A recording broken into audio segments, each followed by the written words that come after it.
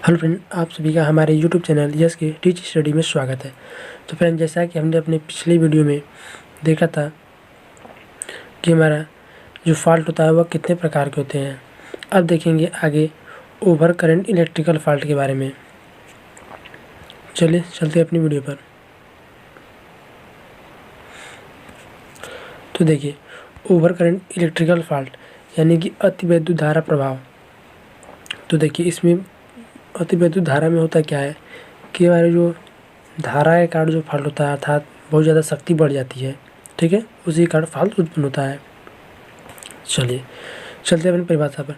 वह विद्युत प्रादोष जो विद्युत शक्ति के अति धारा प्रवाह होने के कारण होता है, अर्थात विद्युत शक्ति प्रणाली में विद्युत धारा का जो मान होता है वह सामान्य नॉर्मल कंडीशन से बहुत ज़्यादा हो जाता है।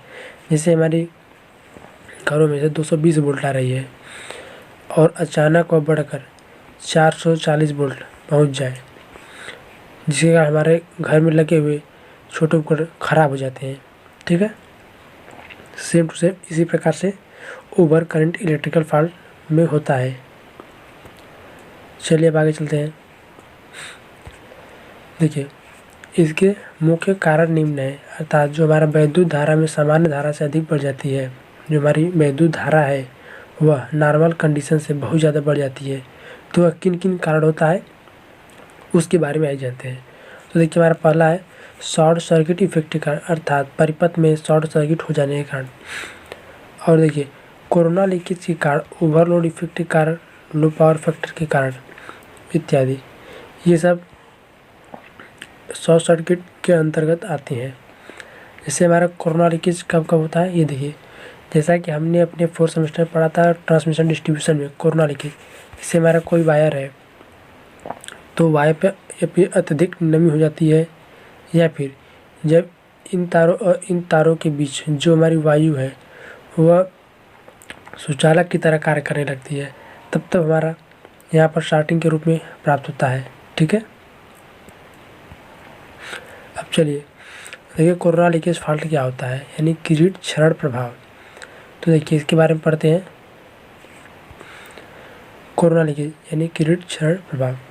तो किसी विद्युत शक्ति प्रणाली की ओवरहेड लाइन में जब एक या एक से अधिक रेयर यानी नंगे वायर जो हमारे पोल पर लगे रहते हैं, एल्युमिनियम के तार, ठीक है, उसी की बात हो रही है, तो नंगे तारों की सतह पर विद्युत आवेश का क्षरण वायुमंडल में होने लगता है, तब यह फॉल्ट कोरोना लीकेज कहलाता है।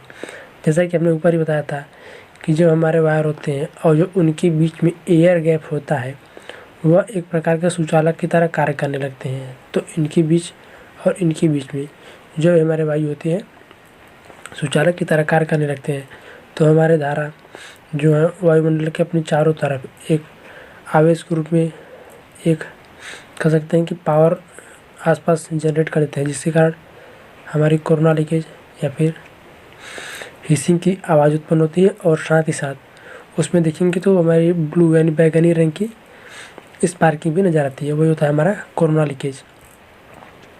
चलिए परिभाषा देख लीजिएगा।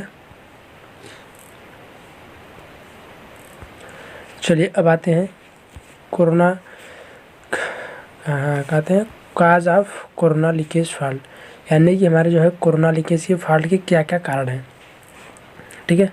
चलिए देखिए, किसी सिरोपरी लाइन में कंडक्टर में कोरोना लीकेज फॉल्ट उत्पन्न होने के निम्न कारण है। आइए कारण को देखते हैं। तो हमारा देखिए, पहला कारण है लाइन वोल्टेज अधिक बढ़ जाने का, अर्थात उनमें जो हमारी वोल्टता है वह अत्यधिक हो जाती है, आवश्यकता से अधिक, अर्थात जितना उसमें जाता है नॉर्मली उससे अधिक हो जाती है, तो भी हमारा कोरोना इफेक्ट होता है। दूसरा है लाइन चालकों के बीच परस्पर दूरी कम हो जाती है, अर्थात जो हमारे ये लाइन चालक हैं इनके बीच की दूरी जो है ये कम हो जाती है, ठीक है। चलिए तीसरा पॉइंट है चालक की सतह पर खुरदुरे होने का कारण। देखिए, खुरदुरे होने का कारण कैसे होगा, तो देखिए ये हमारी चालक की सतह है, मान लीजिए खुरदुरा यहाँ पर हो गया है, तो यहाँ पर धूल मिट्टी के कण जमेंगे, और जब हमारा आवेश आएगा और साथ ही साथ बरसात या फिर और अदर कोई मौसम है या फिर जब ओस पड़ेंगे तो इसमें नमी भी जमेगी, तो नमी जमेगी तो यहाँ पर स्पार्किंग की संभावना ज़्यादा होगी। चौथा पॉइंट है चालकों के बीच वायुमंडलीय आर्द्रता जैसे कि नमी, कोहरा इत्यादि के बढ़ जाने के कारण। ठीक है, ये सब हमारे कोरोना इफेक्ट के कारण है, अर्थात cause of corona effect. Corona हमारा क्यों होता है, यही इसका मुख्य कारण है। चलिए अगला पॉइंट है हमारा अंडर वोल्टेज इफेक्ट के कारण, अर्थात अंडर वोल्टेज यानी वोल्टेज से कम होने के कारण क्या क्या है। चलिए परिभाषा पर चलते हैं।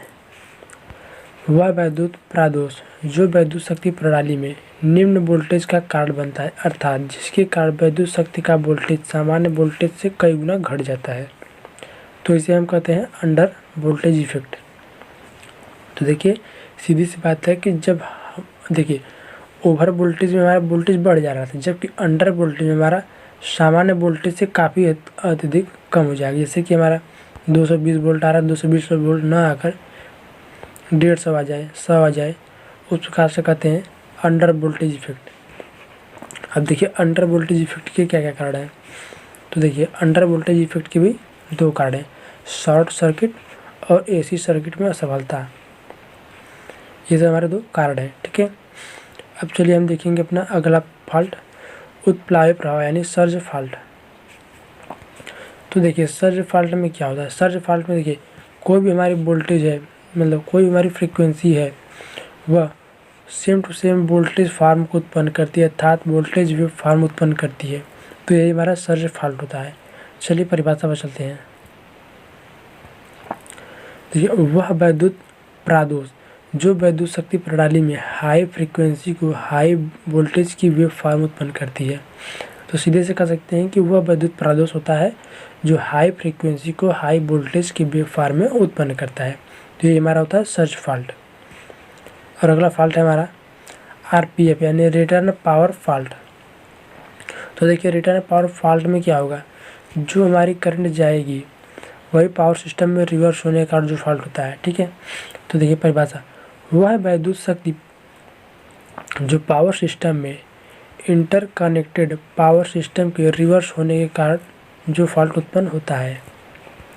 फिर समझ लीजिए, वह विद्युत शक्ति होती है जो पावर सिस्टम में इंटरकनेक्टेड होती है और साथ ही साथ पावर सिस्टम के रिवर्स होने पर जो फॉल्ट उत्पन्न होता है, अर्थात कोई हमारी पावर सिस्टम के अंदर इंटर करती है और वही पावर सिस्टम से रिवर्स हो जाती है, तो उसके कारण जो हमारा सिस्टम में फॉल्ट उत्पन्न होता है वही हमारा रिटर्न पावर फॉल्ट होता है।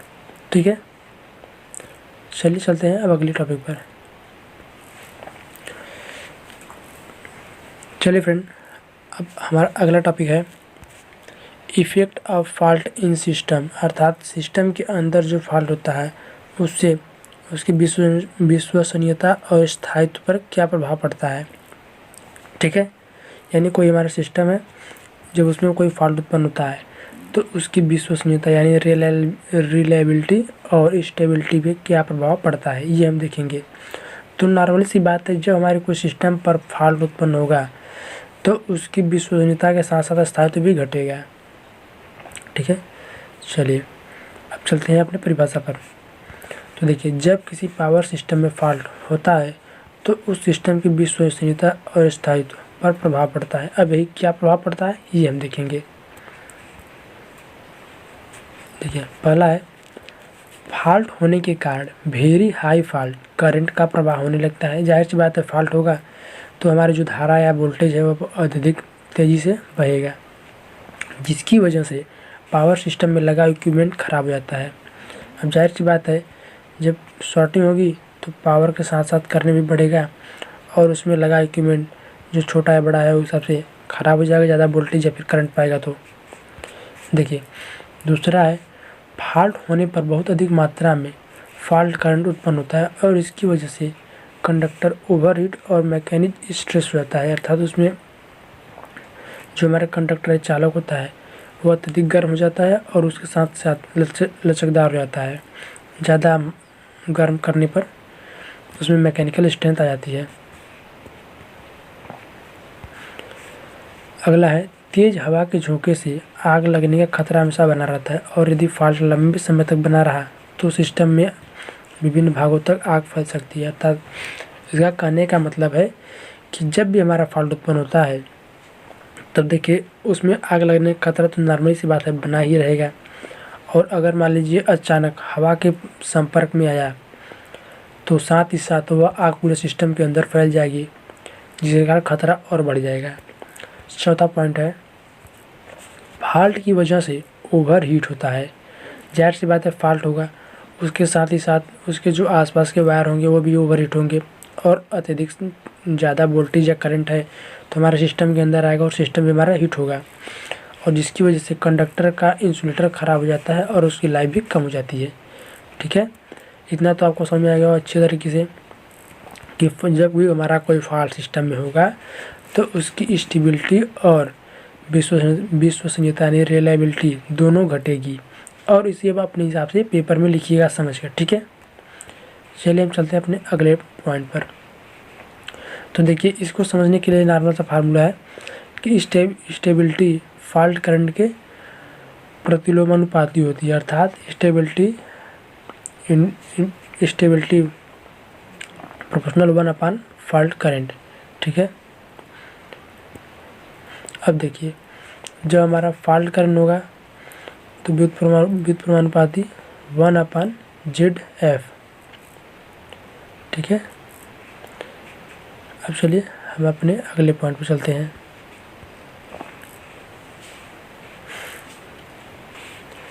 तो देखिए हमारा नॉर्मल एंड एबनॉर्मल कंडीशन में पावर सिस्टम में नॉर्मल और मतलब सामान्य और असामान्य स्थिति पर क्या प्रभाव पड़ता है।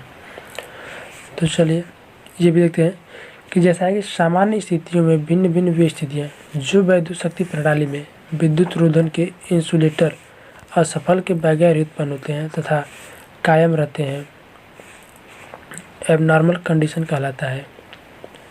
तो देखिए इसकी मेन समस्या क्या है या फिर मेन परिभाषा क्या है। तो देखिए इसका मेन टॉपिक यह है कि हमारे पावर सिस्टम में सामान्य और असामान्य स्थिति कब कब उत्पन्न होती है। तो जाहिर सी बात है जब भी हमारी स्थिति उत्पन्न होगी असामान्य की तो वह बिना किसी इक्विपमेंट के खराब हुए अचानक से उत्पन्न हो जाएगी। जैसे देखिए इसमें क्या हो रहा है कि जब सामान्य स्थितियों में विभिन्न वेव स्थितियाँ जो विद्युत शक्ति प्रणाली में विद्युत रोधन अर्थात इंसुलेटर जो होते हैं उनकी असफलता के बगैर उत्पन्न होते हैं, अर्थात तो खराबी आ जाती है, तो यह लगातार कायम भी रहती है, इसे हम असामान्य स्थिति कहते हैं। ठीक है, अब देखिए इसके निम्न कंडीशन है। पहला overload and under load condition के कारण, ओवर करंट तथा अंडर करंट के कारण, और अगला है ओवर हीट की वजह से, और चौथा है टेम्परेचर राइज की वजह से अर्थात तापमान अधिक हो जाने के कारण, और अगला पॉइंट हमारा स्टेबिलिटी कंडीशन अर्थात स्थायित्व के कारण, और छठवां है कंडक्टर स्विंग की वजह से अर्थात फ्लक्चुएशन की वजह से। ये सब हमारे एबनॉर्मल और नॉर्मल कंडीशन पावर सिस्टम ये सब के कारण हैं। सामान्य और असामान्य स्थिति पावर सिस्टम में क्या क्या कारण होते हैं, इतने हमारे 4-5 पॉइंट हैं कि देखिए यदि कभी ओवर करंट हो गया फिर अंडर करंट हो गया और कभी कभी ओवर हीट हो जाता है, इन सब के कारण हमारी सामान्य और असामान्य स्थितियाँ पावर सिस्टम में होती रहती हैं। ठीक है, चलिए अगले पॉइंट में चलते हैं। शॉर्ट सर्किट फॉल्ट क्या होता है। देखिए शॉर्ट सर्किट फॉल्ट यानी जब हमारे कोई दो वायर आपस में स्पर्श करते हैं तो ये हमारे शॉर्ट सर्किट फॉल्ट कहलाते हैं। अब देखिए परिभाषा क्या है। जब किसी परिपथ में एक ऐसा प्रादुष उत्पन्न होता है कि एक या एक से अधिक फेज में बहुत अधिक करंट प्रवाह होने लगती है तो इस स्थिति को हम लघुपथ प्रादोष कहते हैं। अर्थात जब हमारा कोई एक ऐसा परिपथ में प्रादुष उत्पन्न होता है जब एक या एक से अधिक फेज में बहुत अधिक करंट उत्पन्न होने लगता है, ये प्रभाव हमारी लघुपथ प्रादोष कहलाती है। यानी हमारे इसमें भी बहुत ज़्यादा धारा प्रवाह होने लगती है। किस कारण होगी, जब कहीं न कहीं पर शॉर्टिंग होगा तभी होगी। ठीक है, तो फ्रेंड आज के लिए इतना ही, मिलते हैं नेक्स्ट वीडियो में। यदि वीडियो पसंद आए तो अपने दोस्तों के साथ शेयर करें। तब तक के लिए धन्यवाद।